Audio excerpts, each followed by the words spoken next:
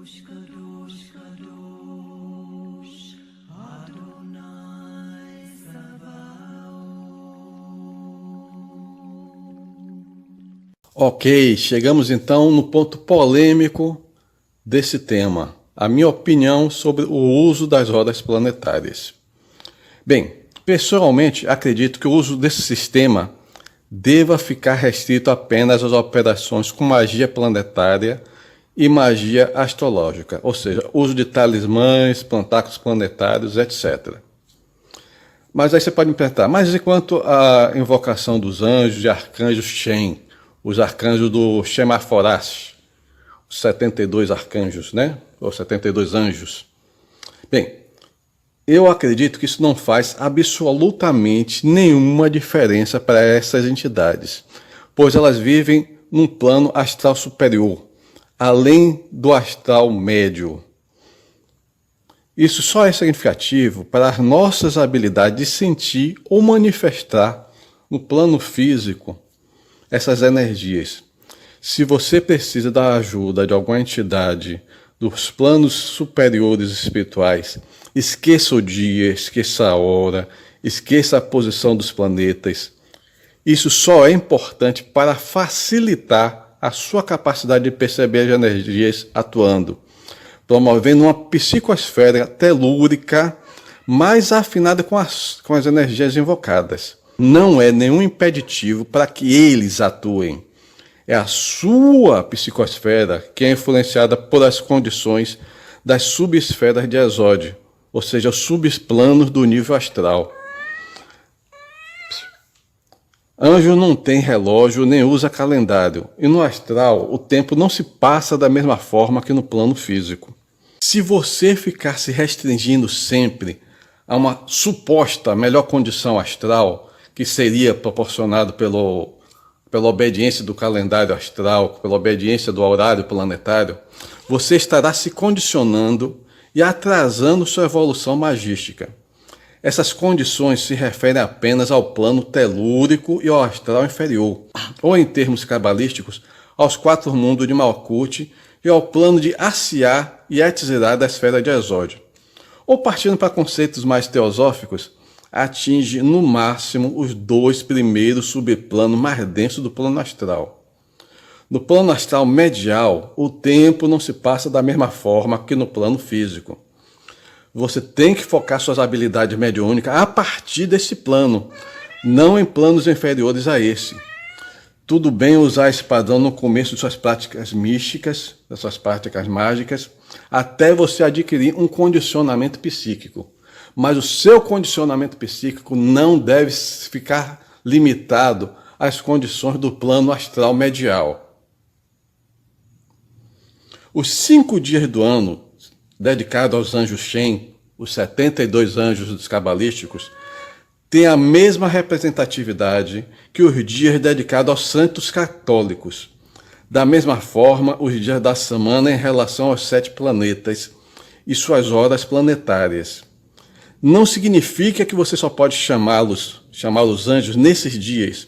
São apenas para que você possa ter um dia exclusivo para se dedicar à lembrança desses seres ou dessas forças espirituais. Como as datas dos santos católicos, por exemplo. Esse é apenas um dia memorial. Não significa que você precisa esperar uma quarta-feira ao nascer do sol ou nas horas sucessivas daquele planeta, no caso Mercúrio, para invocar o arcanjo Rafael. E quanto à consagração dos instrumentos e objetos ritualísticos? Acredito que vale o mesmo argumento. A maioria dos instrumentos mágicos tem referência nos 4 elementos, muito mais do que aos 7 planetas. Eles são ferramentas para intervir no campo telúrico. São aglutinadores ou dissipadores energéticos e os planetas agem aqui como uma espécie de segunda regência. É muito mais importante você focar na questão dos 4 elementos. As horas planetárias, elas são correspondências coletivas, assim como, por exemplo, o regente astrológico do ano. Elas não servem para particularizar uma determinada influência astral específica, para um indivíduo específico. Não adianta você escolher o dia de Mercúrio, a hora de Mercúrio, se o seu mapa astral de nascimento, o seu Mercúrio está exilado em Sagitário, por exemplo, e mal aspectado, ou se ele está retrógrado, e você não trabalhou isso com magia astrológica. Se for esse o seu caso, e sua magia com Mercúrio for para coisas materiais externas, saiba que a tendência é que ocorra primeiro as transformações internas, pois é assim que o Mercúrio retrógrado se expressa. Então, foque no específico, não no coletivo. Nos grimórios, muitas vezes o ritual é descrito como tendo um mestre e mais 2 ou 3 auxiliares ou aprendizes. É um rito coletivo. E muitas vezes o propósito era coletivo ou voltado para terceiros. Por isso era importante coletivizar as influências astrais. As horas planetárias são tão irrelevantes que certamente a maioria dos astrólogos tradicionais, profissionais, dentre os quais eu me encaixo, sequer sabe quem é o regente do dia e o regente da hora em que ele nasceu. Eu fui verificar isso recentemente. Isso não é relevante na astrologia tradicional. A maioria dos astrólogos sequer sabe a fase da lua natal em que ele nasceu. Essa influência, vamos botar influência entre aspas, é desprezível para a astrologia tradicional, comparada com as informações dos astros no céu no momento do seu nascimento. Se for para considerar os aspectos astrais que mais podem influenciar em uma operação mágica, eu listaria, por ordem de importância, as seguintes referências. 1. O Sol no signo que guarda afinidade com o objetivo da operação, desde que o Sol não esteja em exílio, em queda ou depressão. Então, operações lunares dispensam um pouco essa questão, mas é bom que o Sol também esteja bem posicionado e com aspectos favoráveis, porque a Lua, como os demais planetas, eles refletem a luz do Sol. Então, a posição do Sol, as condições de aspecto do Sol são fundamentais na magia e na astrologia. 2. A estação do ano equivalente à natureza da operação. Por exemplo, consagração da taça ou cálice tem mais afinidade com o período do inverno. A consagração da espada com o verão. A baqueta ou a varinha com a primavera. E assim por diante. Ponto 3. Condições climáticas no dia e hora da operação. Por exemplo, tempestades só são úteis para rituais de destruição, inoculação de medo e coisas do gênero. Não se executa os rituais solares, por exemplo, com o tempo nublado, nem à noite. Da mesma forma, deve-se evitar invocar o arcanjo Miguel, relacionado ao Sol, à noite. Item 4. Planeta correspondente à natureza da operação em um signo favorável e com bons aspectos, evitando-se que esse planeta esteja retrógrado. Isso pode não ser possível se for um planeta lento, por exemplo, como Júpiter ou Saturno. Mais para frente eu vou abordar essa questão. Ponto 5. Planeta correspondente à natureza da operação acima da linha do horizonte local. Por exemplo, você vai fazer um ritual de Marte e o planeta Marte está abaixo da linha do horizonte. Tudo bem que a energia planetária é transcendente, mas em vez de se preocupar com o dia e o dia da semana e a hora, que tal você se preocupar se o planeta está visível lá no céu? Ponto 6. A Lua em fase do seu ciclo correspondente à natureza da operação. Eu, por exemplo, já evito isso, pois é um fator a mais de restrição. E é bom nós evitarmos tantos obstáculos, né?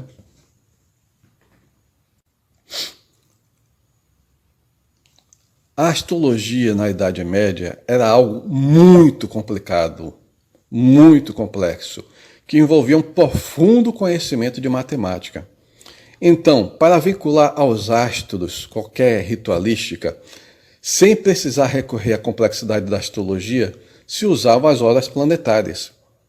Imagine ter que calcular, por observação visual direta, a posição de cada astro no céu, sem muitas vezes sequer contar com o auxílio de tabela das posições dos planetas, as chamadas efemérides, porque elas só foram começar a ser publicadas por volta de 1690 com o Johannes Kepler.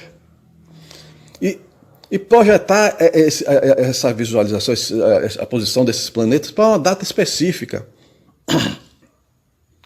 Poucos magos eram também astrólogos nesse período da história, pois muitos deles estavam associados à igreja, que no Ocidente era detentora de quase todas as bibliotecas existentes, sendo o clero praticamente a única hierarquia social letrada, pois mesmo entre os nobres do baixo clero, os nobres chamados do baixo clero, poucos sequer eram alfabetizados. Então, por isso se utilizava muito a questão da hora planetária, porque um astrólogo precisaria usar instrumentos que eram bastante caros e inacessíveis na época. Então, ele precisaria usar uma luneta, um telescópio, um astrolábio, um sextante, um quadrante mural, uma esfera armilar, né? E por isso, muitas vezes, os astrólogos estavam associados aos governantes.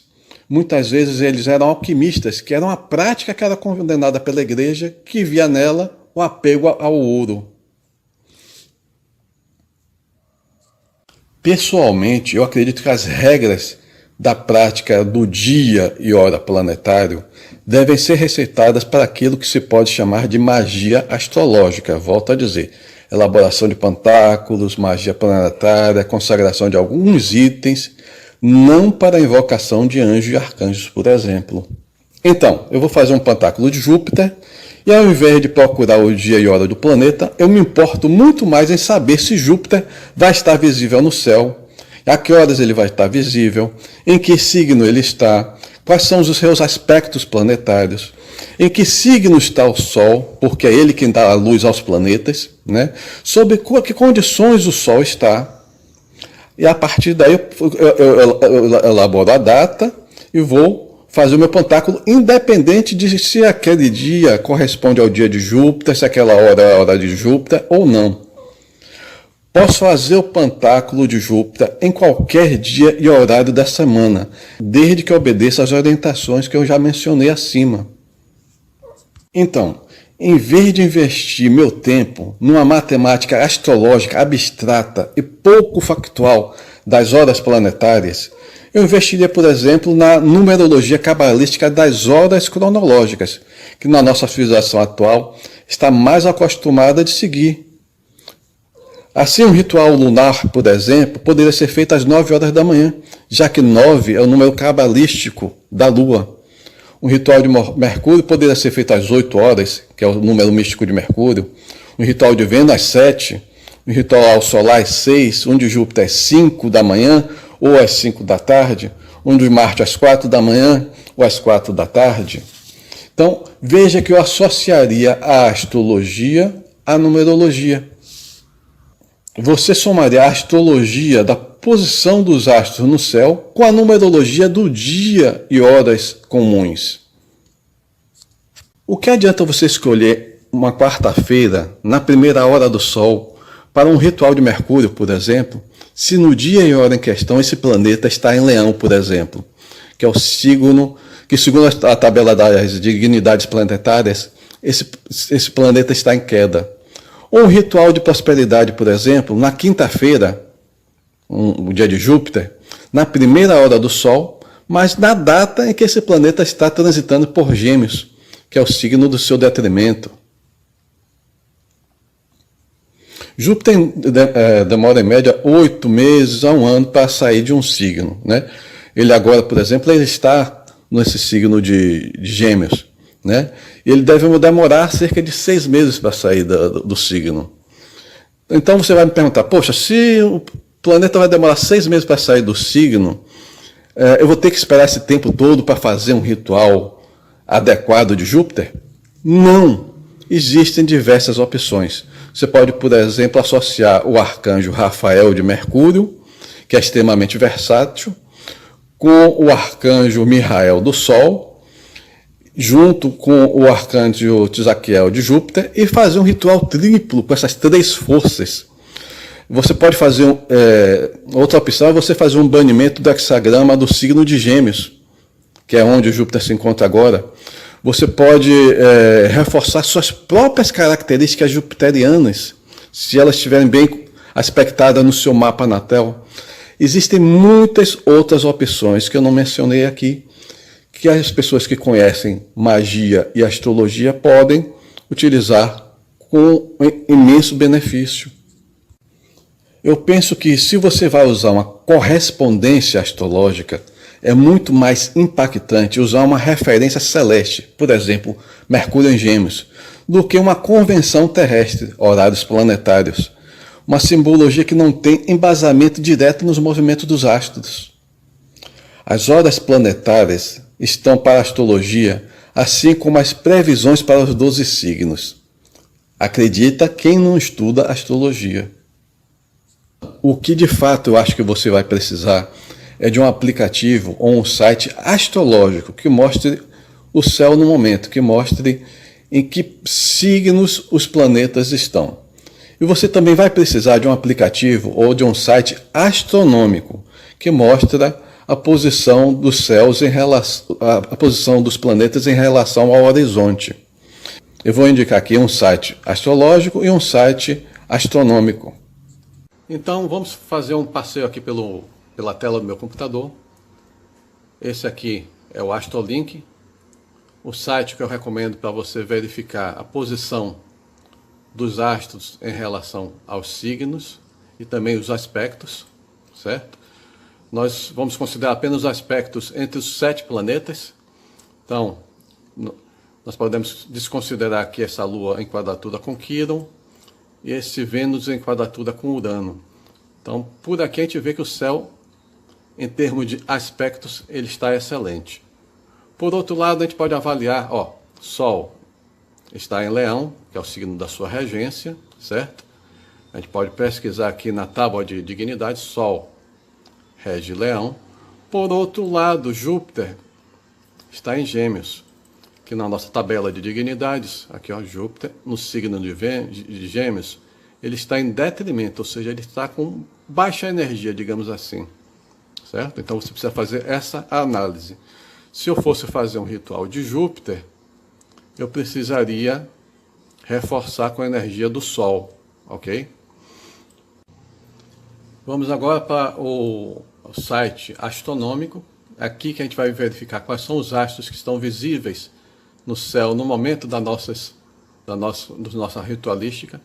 Vamos acrescentar aqui no programa a visualização da Via Láctea, a linha do meridiano, que é essa linha verde aqui, que corta o meio do céu, a linha da eclíptica, essa linha vermelha, que é onde os planetas correm, né? Então pronto, nós temos aqui a posição para a minha cidade, deixa eu botar isso aqui acima, Salvador, são 16 horas e 42 minutos, eu tenho aqui a visualização dos astros. Deixa eu tirar a atmosfera aqui para vocês verem. O Sol está se pondo praticamente, a Lua já está um pouco abaixo da linha do horizonte, Júpiter e Marte já estão bem abaixo da linha do horizonte, certo? Mercúrio e Vênus estão aqui visíveis, certo? Olha. Ok. Então, digamos que eu hoje quisesse fazer um ritual para Júpiter. Eu poderia ter feito esse ritual até mais ou menos às 1h45. Ele ainda não se pôs. Até mais ou menos 1h45. Então é isso. Futuque aqui a ferramenta. Aprenda a lidar com ela. Vamos fazer uma visualização geral aqui, só para você ver como é que ela funciona. Você pode clicar em cima do planeta e obter informações.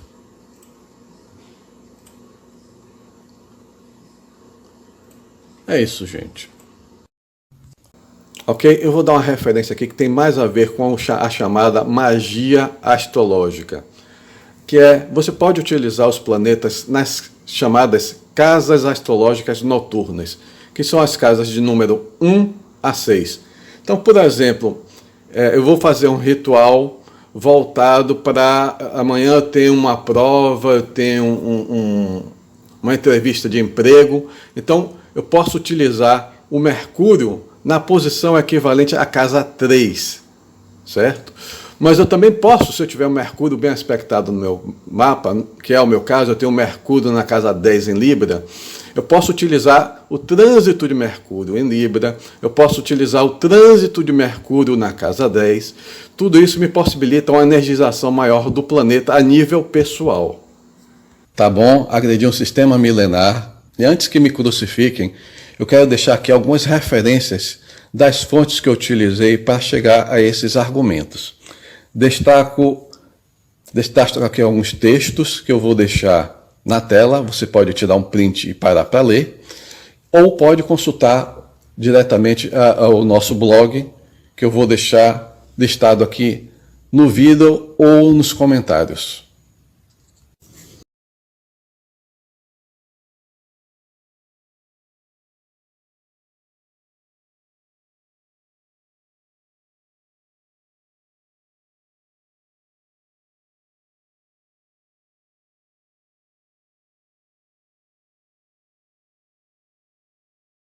Como você pode ver, essas ideias não saíram simplesmente da minha cabeça. Elas saíram de uma série de referencial teórico, uma série de embasamento teórico. Eu não estou aqui insinuando que você deva abandonar o sistema de horas planetárias. Eu estou dizendo que você pode enfatizar no sistema astrológico e, na medida do possível e do necessário, conciliar com o sistema de horas planetárias. Então, eu não estou fazendo uma apologia contra as horas planetárias. Eu estou dizendo que se você vai usar correspondências astrológicas, use as correspondências astrológicas que digam respeito ao posicionamento dos astros no céu. E aí depois você usa, na medida do necessário e do possível, as horas planetárias. Kadosh, Kadosh, Kadosh, Adonai Sabaoth.